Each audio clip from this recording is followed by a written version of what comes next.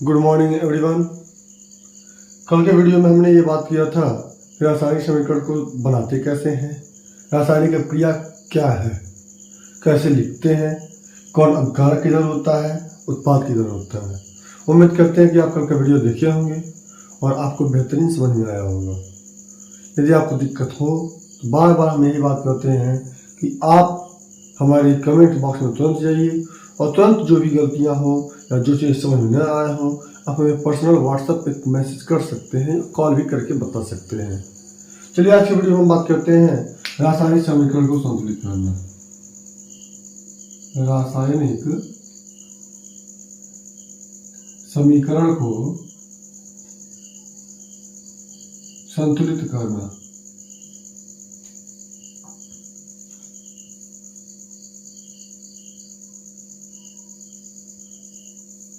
कि हम रासायनिक समीकरण को कैसे संतुलित कर सकते हैं, क्योंकि जब तक रासायनिक समीकरण को संतुलित नहीं करेंगे आप कहेंगे सर संतुलित करने क्या जरूरत है, नहीं करेंगे, चलिए कोई बात नहीं, छोड़ देते हैं।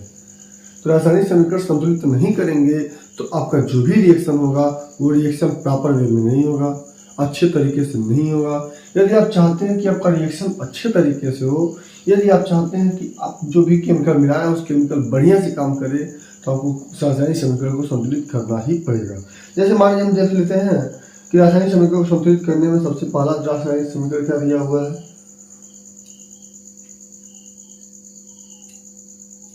Zn + H2SO4।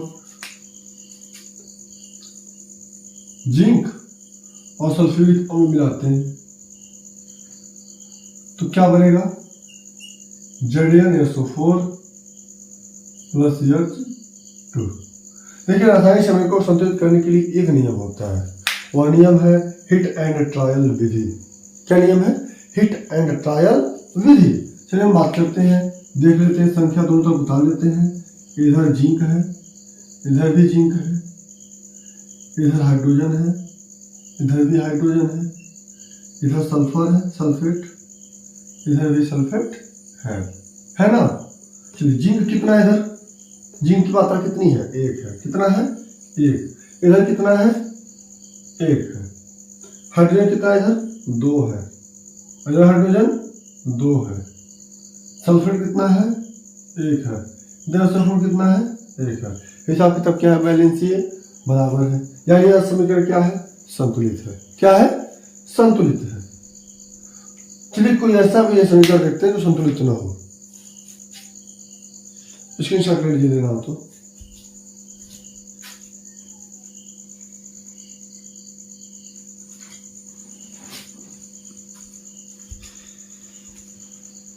चलिए मिटा देते हैं इसको।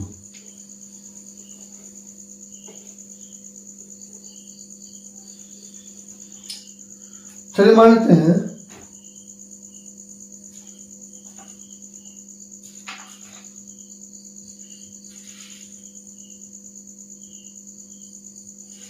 दिया है NaCl + AgNO3, NaCl + AgNO3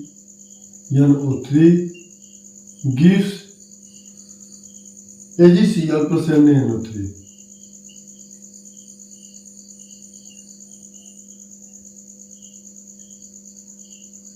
इस समीकरण को संतुलित करना है।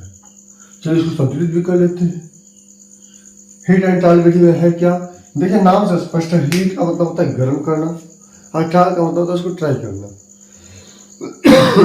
तो इसमें हम करते क्या है, तत्वों को गर्म करते हैं। तो जब गर्म करेंगे तो अपने छोटे छोटे टुकड़ों में टूट जाते हैं, अपने छोटे छोटे आयनों में टूट जाते हैं। चलिए देख लेते हैं, सोडियम है, इधर भी सोडियम है, क्लोरीन है, इधर भी क्लोरीन है, सिल्वर है तो इधर भी सिल्वर है,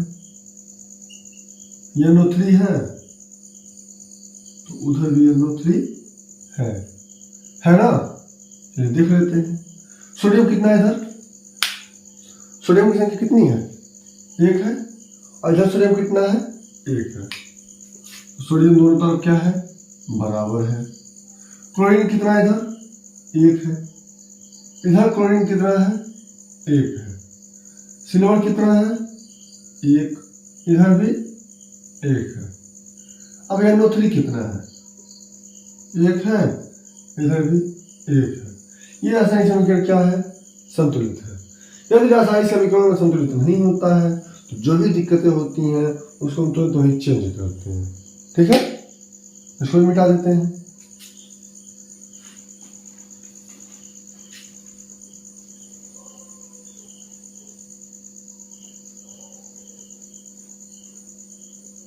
चलिए एक उदाहरण और देख लेते हैं।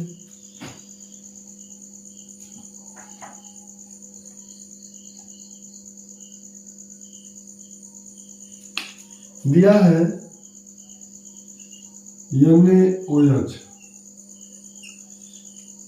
plus H2SO4 gives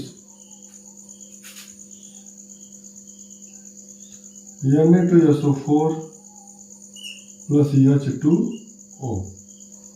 ठीक है, अब इसको देखते हैं, संतुलित करते हैं। फिर वही तरीका अपनाएंगे। Sodium oxygen oxygen hydrogen hydrogen sulphate. ठीक है, सोडियम कितना है? 1 है। इधर सोडियम कितना है? 2 है। ऑक्सीजन कितना है? 1 है। इधर ऑक्सीजन कितना है? 1 है। हाइड्रोजन कितना है? इधर 2 1 3 है। 2 यहाँ पे, 1 यहाँ पे, 3 है। इधर हाइड्रोजन कितना है? 2 यहाँ पे है। अब सल्फर कितना है? 1 है। सल्फेट इधर कितना है? 1 है। चलिए, अब ये समीकरण तो है जो पेचीदा है, इसमें संतुलित तो है नहीं, संतुलित करना पड़ेगा। तो संतुलित करने के लिए क्या करते हैं? सोडियम इधर 1 है, उधर 2 है। पहले नंबर तो हम शॉर्टकट की में उड़ा तो सकते नहीं, बढ़ा ही सकते हैं, तो इधर भी 2 लिख देते हैं, 2 लिख देंगे। और सोडियम कितना हो गया? ये सोडियम कितना हो गया? 2 हो गया। तो सोडियम 2 हुआ तो ऑक्सीजन भी इधर 2 हो गया। इधर ऑक्सीजन 1 है, तो यदि हम यहाँ 2 लगा दें तो ऑक्सीजन में क्या हुआ? 2 हुआ कि नहीं हुआ? हुआ ना। तो यदि ये ऑक्सीजन 2 यहाँ हो गया तो इधर भी ऑक्सीजन 2 है, ऑक्सीजन बैलेंस हो गया। ठीक है, अब हाइड्रोजन की बात करते हैं। हाइड्रोजन कितना हो गया? इधर 2 2 4, और हाइड्रोजन कितना है? 2 2 4। हाइड्रोजन में क्या हुआ? बैलेंस हो गया।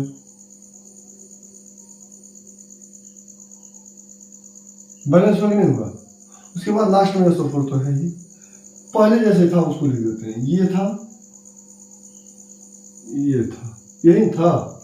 चलिए, अब जब नया बना तो क्या बना है? 2NaOH plus H2SO4 gives Na2SO4 plus 2H2O। इस प्रकार ये रासायनिक समीकरण क्या है? पूरी तरीके से संतुलित है। यदि आपको दिक्कत होती हो तो एक बार और समझिएगा। यदि समझ में न आए तो आप हमारे वीडियो पे जाइएगा और कमेंट में आइएगा, और कमेंट में आके मुझे वो केमिकल रिएक्शन दीजिएगा, हम उसको सॉल्व करेंगे। ठीक है, और आपको केमिकल रिएक्शन को बता देंगे। मिटा दो इसको। और एक टॉपिक है रासायनिक अभिक्रिया के प्रकार।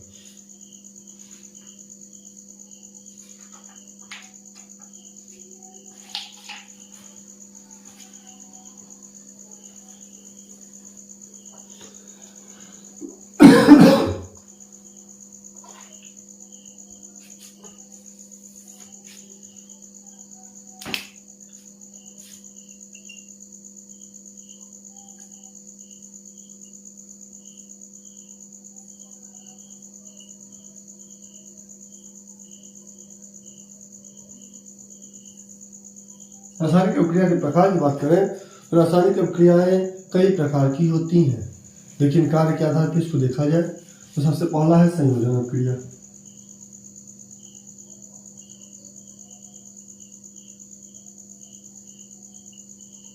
संयोजन अभिक्रिया, देखिए नाम दिया होगा संयोजन अभिक्रिया, कहीं कहीं लिखा होता है योगात्मक अभिक्रिया। क्या लिखा होता है? योगात्मक अभिक्रिया। उसके बाद कहीं कहीं लिखा होगा इंग्लिश में एडिशनल रिएक्शन, एडिशनल रिएक्शन। तीनों में कोई अंतर नहीं है, तीनों सेम टू सेम है, एक ही चीज है, तीनों में कोई दिक्कत नहीं है। बात करते हैं संयोजन अभिक्रिया क्या होती है। तो वह अभिक्रिया जब दो अभिकारक मिलके किसी एक उत्पाद का निर्माण करते हैं। जब दो अभिकारक आपस में मिले और कोई एक उत्पाद बनाए तो उसे हम कहते हैं संयोजन अभिक्रिया। ठीक है, योगात्मक क्यों कहते हैं कि दो अभिकारकों के योग से जब एक उत्पाद का निर्माण होता है तो उसको हम योगात्मक अभिक्रिया कहते हैं। जैसे दे दिया है, मान लीजिए दिया है कैल्शियम ऑक्साइड और जल, ठीक है, तो मिलकर बनेगा क्या, CaOH का होल ट्वाइस, यानी कैल्शियम है, कैल्शियम है, ऑक्सीजन है, ऑक्सीजन है, ऑक्सीजन कितना है, 2 है तो 2 है, हाइड्रोजन भी 2 है, 2 है, कैल्शियम 1 है, 1 है। तो जब दो अभिकारक मिलके किसी एक उत्पाद का निर्माण करते हैं तो कहलाता है संयोजन अभिक्रिया। स्क्रीनशॉट ले लीजिए इसका।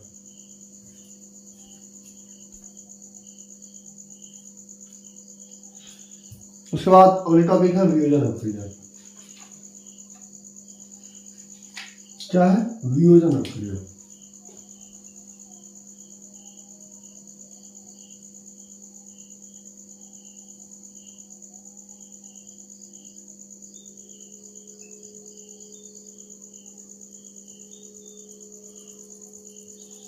वियोजन अभिक्रिया क्या है?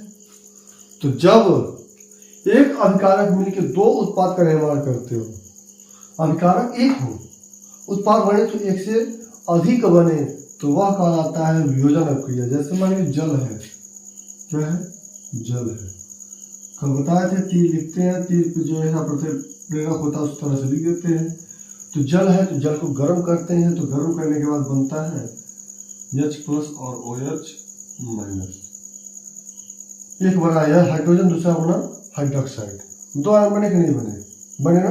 एक तत्व टूटा, दो तत्व में बदला कि नहीं बदला, बदला ना। एक एग्जाम्पल और लिख लेते हैं, 2FeSO4 gives Fe2O3 plus SO2 plus SO3। एक अभिकारक टूट के दो या दो से अधिक आयनों में विभेद हो जाता है, दो या दो से अधिक आयनों में बट जाता है तो वह कहलाता है वियोजन अभिक्रिया। कि जब एक अभिकारक हो और उत्पाद की संख्या एक से अधिक हो, 2 भी हो सकता है, 3 भी हो सकता है, 5 भी हो सकता है, अनंत भी हो सकता है, तो वह कहलाता है वियोजन अभिक्रिया। और संयोजन अभिक्रिया क्या होती है कि जब दो अभिकारक मिलकर किसी एक उत्पाद का निर्माण करते, तो उत्पाद 2 नहीं हो सकता है, अभिकारक 2 से हो सकता है, 3 हो सकता है, 4 हो सकता है, लेकिन उत्पाद जब भी बनेगा तो 1 बनेगा, तो कहेगा संयोजन अभिक्रिया। वियोजन अभिक्रिया क्या है? जब अभिकारक इकट्ठ हो लेकिन उत्पाद 1 से अधिक हो तो वह कहलाता है वियोजन अभिक्रिया। उम्मीद करते हैं कि आपको ये वीडियो समझ में आई होगी और ये टॉपिक कल बता दिया जाएगा, क्योंकि एक बार में बता दें हो सकता है कि कुछ बच्चों को बोझिल हो जाए, तो फिर अगली टॉपिक बताई जाएगी। 2 अभिक्रिया के बारे में आप लिख लीजिए, स्क्रीनशॉट ले लीजिए। वीडियो अगर समझ में आई हो, वीडियो में अगर कोई दिक्कत हो तो उसको बता भी दीजिएगा, यदि वीडियो आपको अच्छी लगी हो, क्योंकि हम आपके लिए मेहनत करते हैं। आपका एक सपोर्ट मुझे बहुत पॉपुलर भी कर सकता है और आपका एक नॉट सपोर्ट मुझे डिस्करेज भी कर सकता है।